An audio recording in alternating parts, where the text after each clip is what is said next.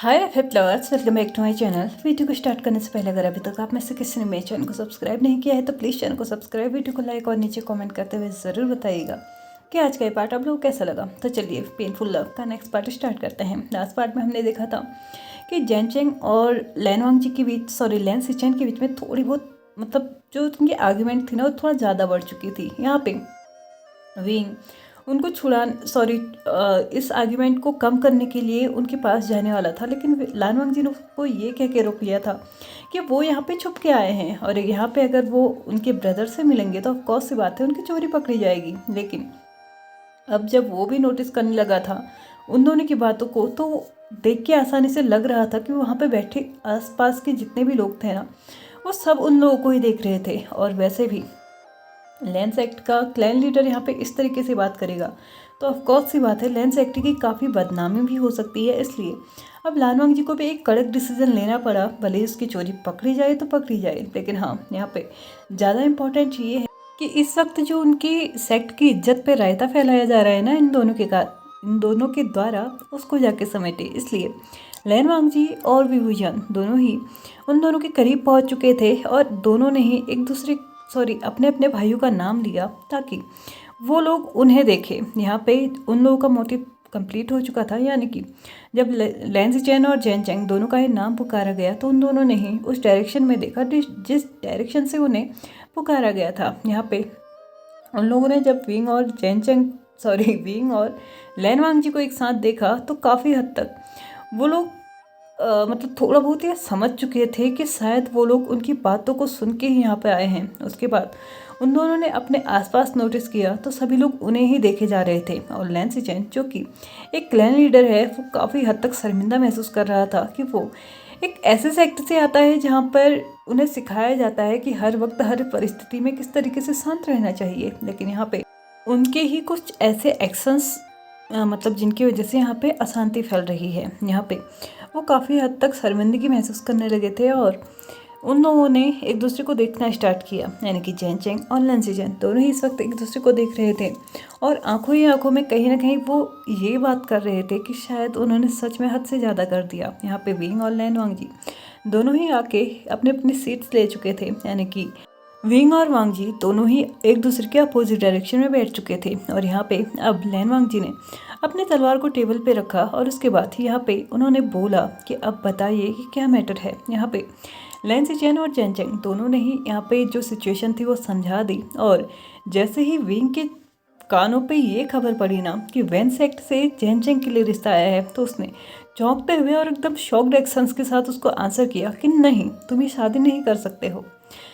क्योंकि कहीं ना कहीं विंग को वैन सेक्ट बिल्कुल भी पसंद नहीं था, या ये कहो कि शायद वो कुछ जानता था या फिर कुछ अजीब सा महसूस करता था। यहाँ पे विंग से जब पूछा गया कि उसने अचानक से ऐसा कुछ क्यों बोला, तो उसने डायरेक्टली यही आंसर किया कि मुझे वैन सेक्ट के साथ कभी भी अच्छी वाइब्स नहीं आती हैं, इसलिए मैं नहीं चाहता कि मेरा भाई उन लोगों के साथ कोई भी रिश्ता रखे। मेरे इर्द गिर्द जो भी लोग हैं, मेरे आसपास जितने भी मेरे चहेते लोग हैं, वो कहीं से भी कहीं तक उसके उन लोगों के कांटेक्ट में आए। हाँ, वो इस कल्टीवेशन वर्ड का एक हिस्सा है, लेकिन फिर भी मैं नहीं चाहता वो लोग कहीं से भी कहीं तक मेरे ज़्यादा नज़दीक आए। यहाँ पे विंग बोल तो रहा था, लेकिन लैन वांगजी की जो शक्ल थी ना, जो निगाहें थी ना, वो विंग के चेहरे पे टिकी हुई थी। और क्योंकि वो अभी ये बोल रहा है कि वैन सेक्ट को नहीं चाहता अपने आसपास, लेकिन वो शायद ये भूल रहा है कि वैन चाओ के साथ फ्लर्टिंग करते हुए सबसे ज़्यादा वही पाया जाता है। तो ऑफकोर्स सी बात है, यहाँ पे उसकी इस बात को फिलहाल कोई ज़्यादा तवज्जो नहीं देते हुए लैन वांगजी ने अपने ब्रदर और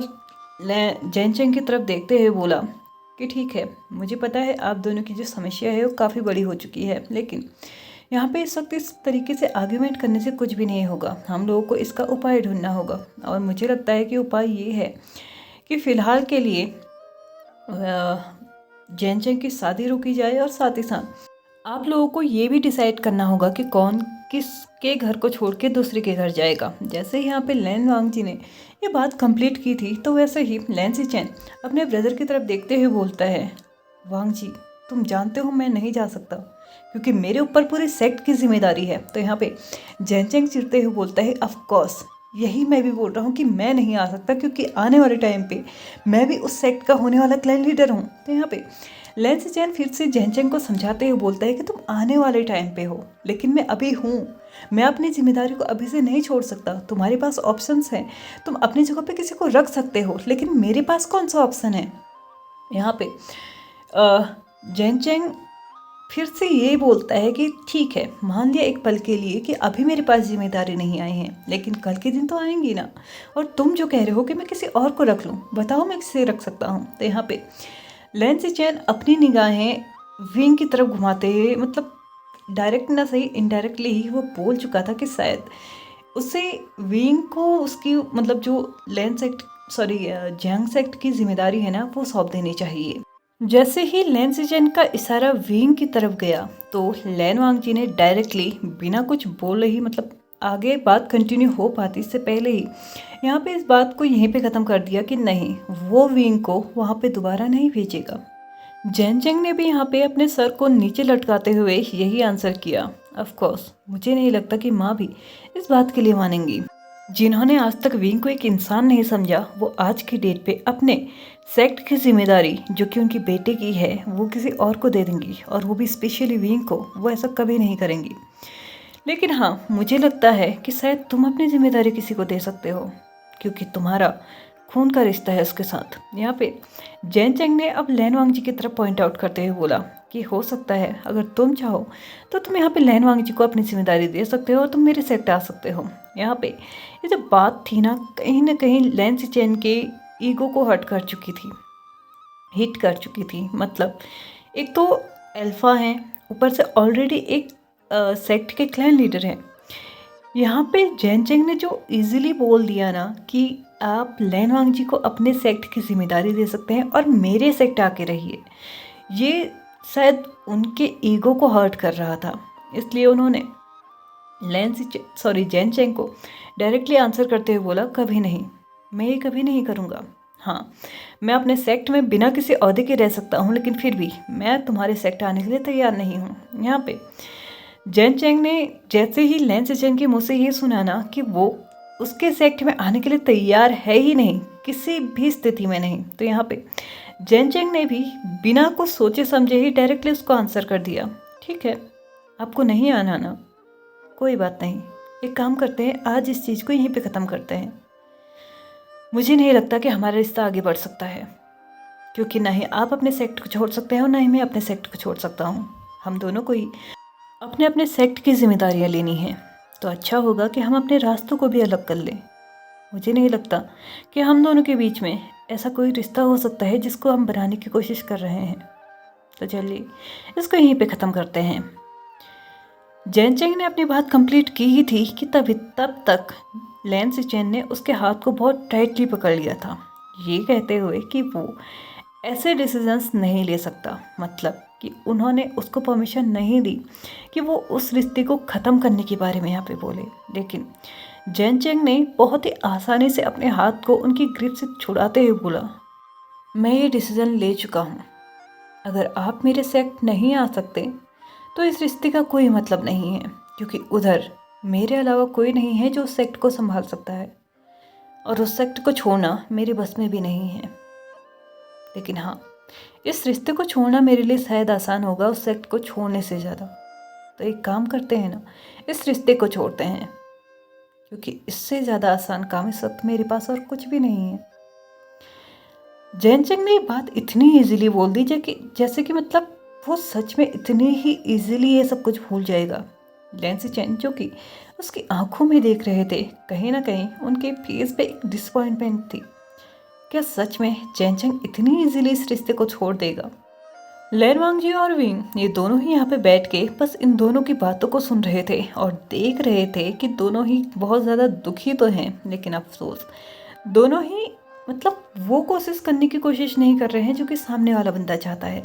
या फिर लैन सिचेन ही वो कोशिश कर ले या फिर जैनचेंग ही वो कोशिश कर ले।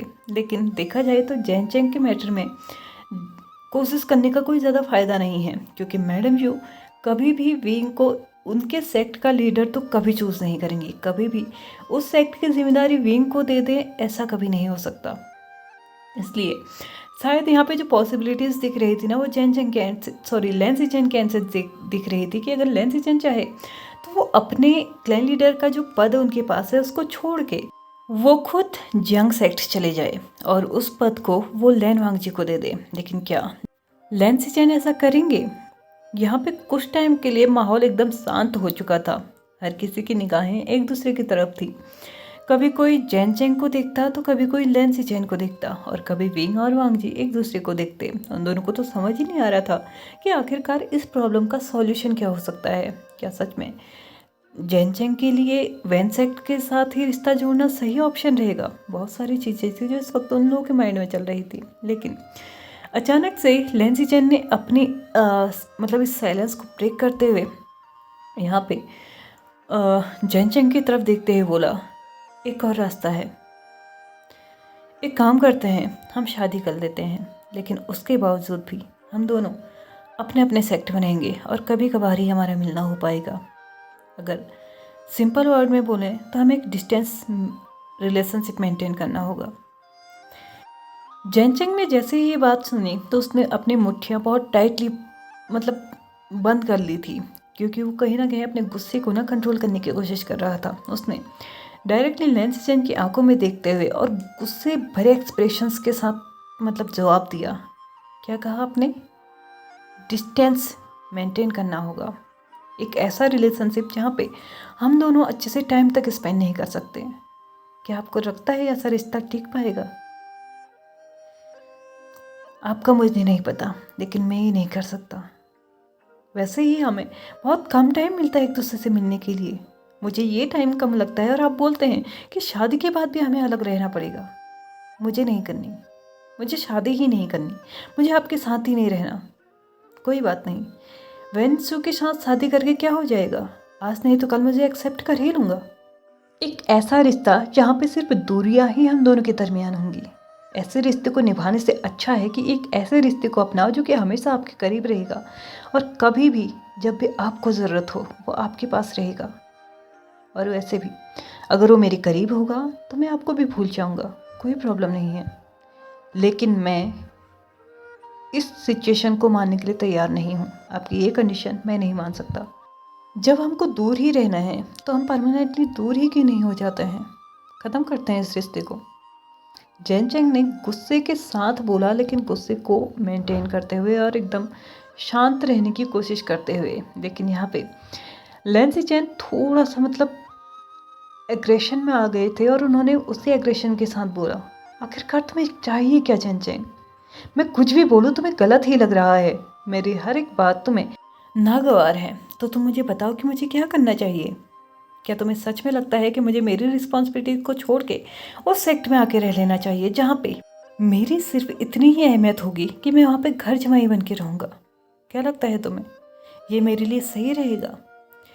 यहाँ पे बात धीरे धीरे फिर से ज़्यादा बढ़ने लगी थी। इस बात को संभालते हुए विंग और लैन वांगजी दोनों ने ही उन दोनों को समझाया कि ठीक है, फिलहाल के लिए हम वैन सेक्ट से इस रिश्ते को तोड़ने की कोशिश करते हैं और बाद में देखेंगे कि हमें आगे क्या करना चाहिए। और हाँ, हम लोग जल्दी से जल्दी कोई ना कोई उपाय ढूंढ लेंगे। प्लीज़ इस वक्त शांत रहिए। सभी लोग हमें ही देख रहे हैं। यहाँ पे सभी लोग आसपास देखने लगे थे और सच था, सभी लोग उन्हें ही देख रहे थे। और यहाँ पे विंग ने जैन चेंग को ये कह के घर वापस भेज दिया कि ठीक है, इस वक्त वो जाए और घर जाके सभी को ये बोलो कि वो वैन सेक्ट में शादी नहीं करना चाहता। और रही बात क्यों नहीं करना चाहता, उसका रीज़न वो उससे बताएंगे, लेकिन कुछ टाइम के बाद। और तब तक वो सिचुएशन संभालने की कोशिश करेगा। मतलब कि जो भी होगा वो कहीं ना कहीं से कुछ ना कुछ सॉल्यूशन ज़रूर निकालेगा। और अगर हो सके तो एक बार ज़रूर ट्राई करना कि अपने पेरेंट्स से बात करो, यानी कि जैन हेंगमियान और मैडम यू से बात करें कि अगर मतलब वो लोग मान जाते हैं तुम्हें लैन सेक्ट भेजने के लिए, तो तुम कभी कभार जियांग सेक्ट जाके अपनी रिस्पॉन्सिबिलिटीज निभा सकते हो। यहाँ पे ये बात पूरी तरीके से कवर कर लेने के बाद, ख़त्म कर लेने के बाद सभी लोग अपने अपनी जगह को लौट चुके थे। लौटने के बाद जैन चेंग ऑलमोस्ट नाइट में अपने घर पहुंचा था। और नाइट में घर पहुंचने के बाद उसने पाया कि उसके रूम में जो थी ना, ऑलरेडी कैंडल्स जली हुई थी, यानी कि वहाँ पे कोई आया था। यहाँ पे जैसे ही उसने एंटर लिया तो उसे पता चला कि उसके रूम में कोई और नहीं, उसके माँ बैठी हुई थी और जैसे ही उसने एंटर लिया तो उसने जैन चेंग को एक प्याली में पानी सर्व करके दिया। जैन चेंग ने भी अपनी सीट ली और उस पानी को ख़त्म किया। पानी को ख़त्म करके वो जैसे ही कुछ बोल पाता इससे पहले ही मैडम यू ने आंसर अपने एंड से डायरेक्टली बोलते हुए उसको बताया कि वो इस उम्मीद को छोड़ दे कि लेंस सेक्ट में उसका रिश्ता हो सकता है। ये इम्पॉसिबल है। इन सारी चीज़ों को अपने दिमाग से निकाल दो, क्योंकि सच में ऐसा कभी कुछ नहीं होने वाला। लेंस सेक्ट के साथ तुम्हारा रिश्ता बहुत ज़्यादा नामुमकिन है। जिसके साथ मुमकिन था मैं उसके साथ तुम्हें मुमकिन करने की कोशिश कर रही थी, लेकिन उस रिश्ते को तुमने खुद छोड़ा है। तो मुझे नहीं लगता जिसके साथ तुम रिश्ता चाहते हो उसके साथ तुम्हारा रिश्ता हो सकता है, और क्यों नहीं हो सकता ये तुम अच्छे से जानते हो। तो इस वक्त मुझे लगता है तुम्हें थोड़ा प्रैक्टिकली सोचना चाहिए और वेंसू के रिश्ते के लिए हाँ बोलना चाहिए, क्योंकि अभी अभी तुम जिससे मिल के आ रहे हो ना, वो ऑलरेडी एक क्लैन लीडर है। मतलब पता है इसका, उसके पास ऑलरेडी एक सेक्ट की जिम्मेदारी है और तुम्हारे पास आने वाले टाइम में तुम्हारे पास भी एक सेक्ट की जिम्मेदारी होगी। उस वक्त तुम दोनों क्या करोगे? क्या तुम दोनों ऐसे ही अपनी ज़िंदगी को निकाल दोगे? एक जो कि यहाँ अपने रिस्पॉन्सिबिलिटीज़ को निभा रहा होगा और एक वहाँ अपने रिस्पॉन्सिबिलिटीज़ को निभा रहा होगा, लेकिन एक दूसरे के लिए रिस्पॉन्सिबिलिटीज़ का क्या उनको छोड़ दोगे? कोई भी रिश्ता ऐसे नहीं निभता है जैन चेंग। उसके लिए तुम्हें एफर्ट्स डालने होते हैं, और एफर्ट्स तब डाले जाते हैं जब दोनों एक दूसरे के साथ हो। मुझे नहीं लगता कि तुम्हारा उस सेक्ट में अब रिश्ता पॉसिबल है। तो इस बात को ख़त्म करो और आगे मूव करो और वेन सेक्ट से आए रिश्ते को एक्सेप्ट करो। मैडम यू यहाँ से उठ के जाने ही वाली थी कि तभी जैन चेंग ने भी उठ के उनकी तरफ मुँह किया और अपने शब्दों से उन्हें रोकते हुए बोला, क्या आप अपने बेटे की एक इच्छा पूरी कर सकती हैं? कृपया मेरी जगह इस सेक्ट की जिम्मेदारी आप विंग को दे दीजिए। इससे हर कोई खुश रहेगा माँ। हर कोई जो चाहता है उसे वो मिल जाएगा। और वैसे भी हमेशा से ही आप ही बोलते आए हैं ना कि विंग मुझसे बेहतर है, मुझे उसके जैसा बनना चाहिए। उसके पास सारे के सारे गुण हैं, वो हर एक चीज़ जानता है, तो इस सेक्ट को मुझसे ज़्यादा बेहतर संभाल पाएगा माँ। प्लीज़ उसको ये सब कुछ करने दीजिए ना। मुझे नहीं लगता कि आने वाले टाइम पे अगर वो इस सेक्ट का क्लैन लीडर बनता है तो इस सेक्ट के लिए कुछ भी गलत होगा। मुझे लगता है यही इस सेक्ट के लिए सबसे बेहतर ऑप्शन होगा, बहुत अच्छा लिया गया डिसीजन होगा। प्लीज़ मान जाइए ना माँ। आपके एक डिसीजन की वजह से हर कोई इंसान खुश हो सकता है, आपका खुद का बेटा खुश हो सकता है। प्लीज़ मान जाइए ना। जैन चेंग अपने माँ के आगे लिटरली गिड़गिड़ा रहा था कि वो विंग को इस सेक्ट की जिम्मेदारी दे दे और खुद उसके प्यार के साथ जीने की उसको अनुमति दे दे। लेकिन वो नहीं जानता था कि उसने मैडम यू का दबा हुआ गुस्सा ऊपर उठा दिया है। उसने मैडम यू मतलब वो आगे कुछ बोल पाता, मैडम यू मुड़ते हुए उसकी तरफ वही कड़क और कोल्ड वॉइस के साथ आंसर करती हैं, खबरदार, आज बोल दिया, आगे मत बोलना। मेरे बेटे हो इसलिए जिंदा हो, वरना अभी तक मर चुके होते। मैं इस सेक्ट को बर्बाद होते हुए देख सकती हूँ, लेकिन उस इंसान के हाथ में इस सेक्ट को बिल्कुल भी नहीं दूंगी, ना ही तुम्हारे लिए ना ही किसी और के लिए। समझ में आया तुम्हें? और रही बात तुम्हारी, तो भूल जाओ लैंसी चेन को, आगे बढ़ो। आखिरकार तुम ही वो हो जिसे कल के दिन इस सेक्ट को आगे बढ़ाना है, तो आगे बढ़ने की पहले तुम्हें कोशिश करनी होगी। जैन चेंग समझ रहा था कि उसकी माँ क्या कहने की कोशिश कर रही है, तो उसने भी एक कड़क वॉइस में आंसर करते हुए बोला, मैं इस सेक्ट को आगे बढ़ाऊंगा। ठीक है, आपने बोला मैं लैंसी चेन को भूल जाऊं, मैं भूल जाऊंगा, लेकिन एक और बात आप याद रखिए, मैं किसी और के बच्चे को कभी जन्म नहीं दूंगा। मतलब समझ में आया आपको? ये सेक्ट बिना हायर के हो सकता है, मुझे कोई प्रॉब्लम नहीं है, लेकिन मैं अगर किसी के बच्चे को जन्म दूंगा तो वो सिर्फ लैंसी चेन होगा। वरना भूल जाइए कि आपके यंग सेक्ट को कभी कोई हायर भी मिलेगा। भले ही मैं ज़िंदगी भर उससे दूर रह सकता हूँ, लेकिन उसके अलावा मैं किसी और को अपने लाइफ में नहीं ला सकता। आपके ऊपर डिसीजन है, आप अपने डिसीज़न को चेंज कीजिए या फिर इसमें ऐसे ही रहिए, लेकिन मैं भी आप ही का बेटा हूँ और आपके लिए गए डिसीज़न को मैं कभी नहीं मानूंगा। वैन सेक्ट तो क्या, किसी और सेक्ट के साथ भी संबंध बनाने के लिए मैं तैयार नहीं हूँ। भेज दीजिए वैन सेक्ट में ये संदेश कि मैंने मना कर दिया, क्योंकि मैं इस रिश्ते के लिए तैयार नहीं हूँ। जैन चेंग ने अपना फाइनल डिसीजन सुना दिया और उसके बाद उसने अपनी माँ को वहाँ से बाहर जाने के लिए बोल दिया, क्योंकि वो दिन भर थक चुका है, उसे रेस्ट करना है। ये एक्सक्यूज़ देगी। मैडम यू लास्ट बार उसको फिर से ये बोल के वहाँ से गई कि वो कुछ भी कर ले, लेकिन विंग को as a clan leader Jain sect में वो कभी एक्सेप्ट नहीं करेंगी। और इसके बाद वो भी यहाँ से जा चुकी थी। हाय रे, क्या होगा इन दोनों का? क्या इन दोनों की शादी हो भी पाएगी? खैर, ये तो हम देखेंगे आने वाले एपिसोड्स में, क्योंकि अभी मेरा टाइम हो चुका है इस पार्ट को यहीं पे ख़त्म करने का। तो चलिए फ्रेंड्स, आज के इस पार्ट को हम यहीं पे ख़त्म करते हैं। वीडियो पसंद आया तो please like share subscribe and comment करते भी जाइएगा। Thank you so much for watching my video and bye bye.